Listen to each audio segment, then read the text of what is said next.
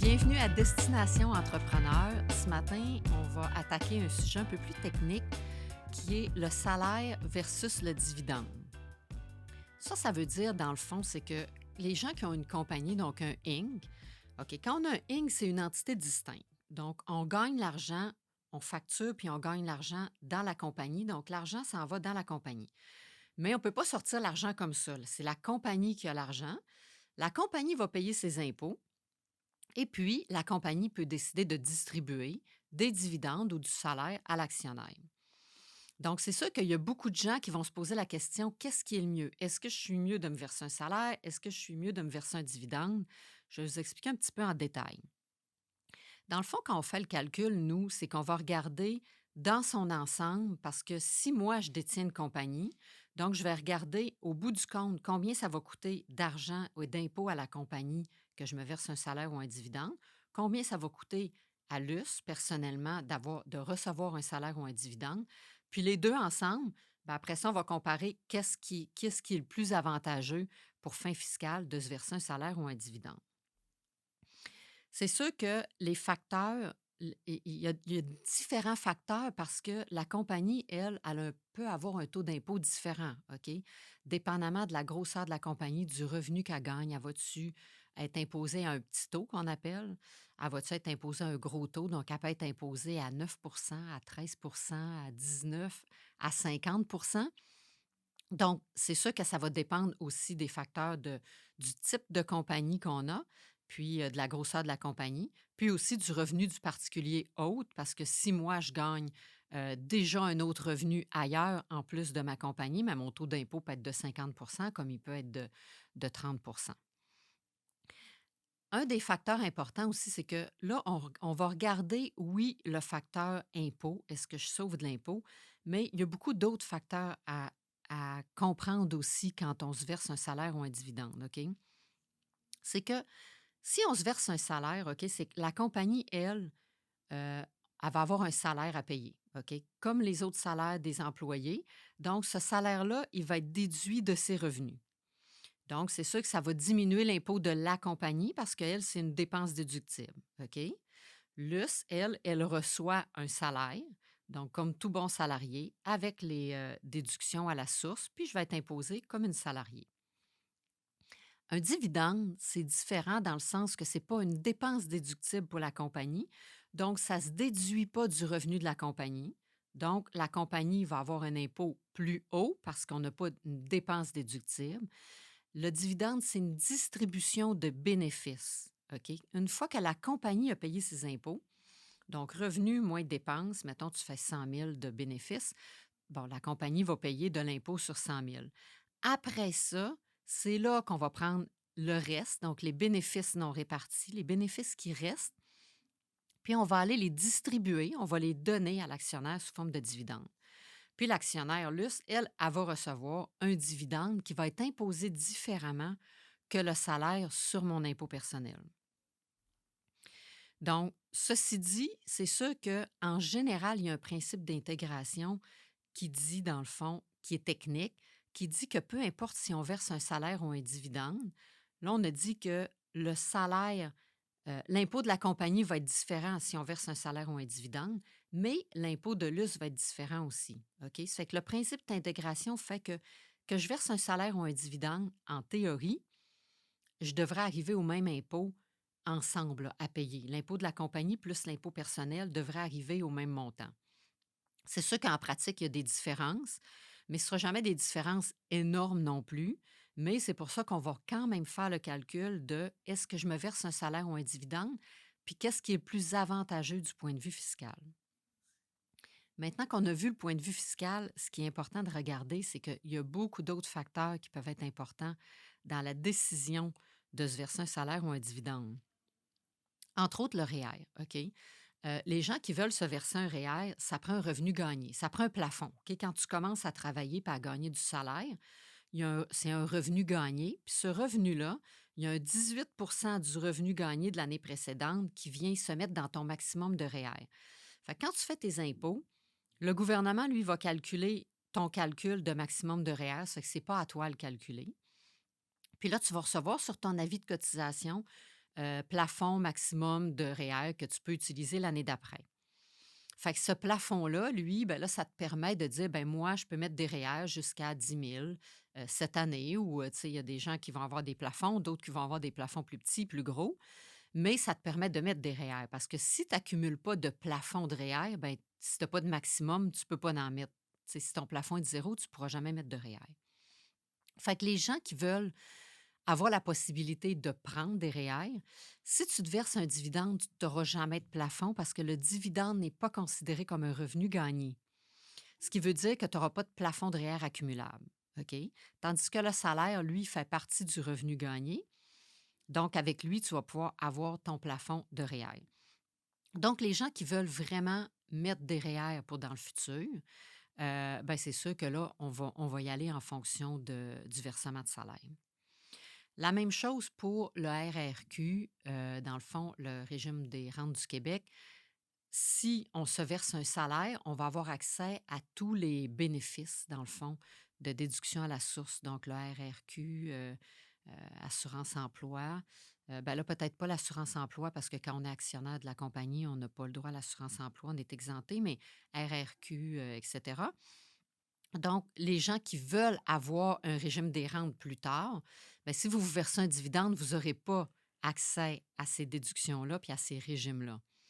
Donc, les gens qui vont se verser un dividende vont se dire, bien, de toute façon, moi, c'est ma compagnie, mon fonds de pension, ou c'est d'autres investissements qui peuvent être ailleurs. On se comprend? C'est pas une obligation de mettre des REER ou d'avoir du RRQ plus tard. C'est juste des outils qui sont disponibles puis qu'on peut utiliser. Donc, si il y a des gens pour eux qui veulent vraiment contribuer au RRQ, c'est sûr que ça prend un salaire parce qu'on a les déductions à la source qui sont à même le salaire, puis on contribue par le fait même au RRQ. Mais si on n'a pas, si on a des dividendes, ben oublions le RRQ. Il y a aussi les gens qui vont faire, les compagnies qui font de la R&D, de la recherche et développement. Souvent, ça va prendre les salaires vont être admissibles dans les déductions admissibles là, pour fin du crédit de recherche et développement. Donc, on va aimer mieux payer du salaire dans ce sens-là qu'un dividende qui ne sera pas admissible. Donc, ça peut être un facteur important à considérer aussi pour les compagnies qui font de la recherche et développement. Les gens aussi les personnes qui veulent participer à de l'assurance collective. Donc, ça va être à même le salaire. On va participer à notre assurance collective. Donc, c'est un autre facteur en plus positif pour le versement d'un salaire. Les gens qui ont des enfants puis qui ont des frais de garde d'enfants. Ça, des fois, on l'oublie, mais n'oublions pas que les frais de garde d'enfants, au Québec, c'est un crédit d'impôt. Ça fait que ça n'a pas d'importance, OK, au niveau personnel. Au fédéral, quand tu arrives à faire tes impôts personnels, c'est le revenu, c'est le revenu de la personne qui gagne le revenu moindre qui a le droit de prendre les déductions de frais de garde d'enfants. Ça veut dire que, admettons que moi, je gagne, je dirais, mettons, 50 000. Admettons que mon conjoint gagne 100 000, que moi, j'ai une compagnie, puis que là, je décide de me verser des dividendes. OK? Alors, je me verse des dividendes, mais quand j'arrive pour faire mes impôts personnels, c'est moi qui ai le revenu, qui a gagné le moins de revenus. Donc, c'est moi qui est obligé de prendre les frais de garde d'enfants sur ma déduction d'impôt fédéral. Mais comme le dividende n'est pas un revenu gagné, je n'aurai pas droit à ma déduction pour frais de garde d'enfants. Fait ça, c'est quand même assez majeur parce que, tu sais, aujourd'hui, il y a quand même des gens qui vont payer peut-être 10 000 en frais de garde. Fait que, tu sais, 10 000 quand on le déduit, mettons qu'on gagne 100 000 puis qu'on déduit un 10 000 de notre revenu, ben il en revient quand même pas loin d'un 5 000 après, là. Fait que c'est quand même une bonne déduction. Ça fait que c'est vraiment à planifier dans le sens que si tu as une compagnie puis que tu sais que tu vas gagner moins que ton conjoint, alors donne-toi, puis que tu as des frais de garde d'enfants, donne-toi du salaire pour t'assurer au moins le temps que les enfants vont à la garderie puis que tu vas avoir des gros frais de garde, t'assurer d'être capable de les prendre, de prendre la déduction. Donc, un autre point pour le salaire. Par contre, le dividende, c'est sûr que c'est plus simple. OK? C'est plus simple dans le sens que tu fais juste prendre de l'argent de la compagnie quand tu veux pendant l'année. Admettons que tu sais, tu veux te prendre 1 000 par mois, mais tu sors 1 000 à chaque mois, tout simplement. Tu te fais un chèque, tu te fais un virement, puis c'est réglé. Puis à la fin de l'année, on le gère, on prend tous les montants que tu as retirés de la compagnie, puis on va le renverser en dividende, puis on va t'imposer avec un T5 au lieu d'un T4 sur un dividende que tu vas t'imposer sur tes impôts personnels. C'est plus simple. Pourquoi? Parce que les salaires, il y a toutes les remises puis les déductions à la source. Fait que en tant qu'employeur, la compagnie, quand elle a un salaire à verser, ben elle est obligée comme de s'enregistrer au DAS, à Revenu Canada, à Revenu Québec. Puis là, il faut qu'elle fasse des déductions à la source sur chaque paye. Puis à chaque mois, il faut qu'elle remette les déductions aux 2 paliers gouvernementaux. Fait que ça, c'est quand même, tu sais, le 15 du mois suivant. Fait que c'est quand même un commitment puis quelque chose, tu sais, à faire à chaque mois. Donc, pour une petite compagnie qui a pas de département de ressources humaines comme tel ou de département de paye, c'est quand même, tu sais, c'est une grosse tâche puis ça revient à chaque mois, tu sais. Ça fait que c'est définitivement plus le fun puis plus simple de se verser des dividendes. Un autre facteur qui est intéressant à considérer, c'est que les gens qui vont se verser des dividendes, quand ils vont arriver au niveau personnel, pour s'acheter une maison, par exemple. Tu sais, mettons que tu achètes ta première maison, puis que là, tu arrives à la banque, ils vont te demander tes déclarations d'impôts, ils vont te demander normalement ton relevé de paye ou un T4 ou des choses comme ça de salaire. Quand tu arrives puis tu as des dividendes, admettons que tu te verses le minimum parce que tu as une compagnie puis tu commences, mettons que tu te verses 40 000 par année, puis que là, tu arrives à la banque, puis là, tu as ta déclaration d'impôt qui a 40 000 puis c'est du dividende, c'est plus dur à passer au niveau de la banque parce que c'est pas du. Tu sais, c'est moins.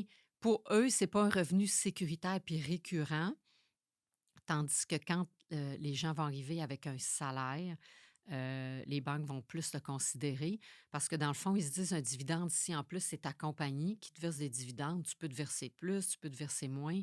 Donc pour eux, c'est un peu plus risqué, c'est un peu moins récurrent.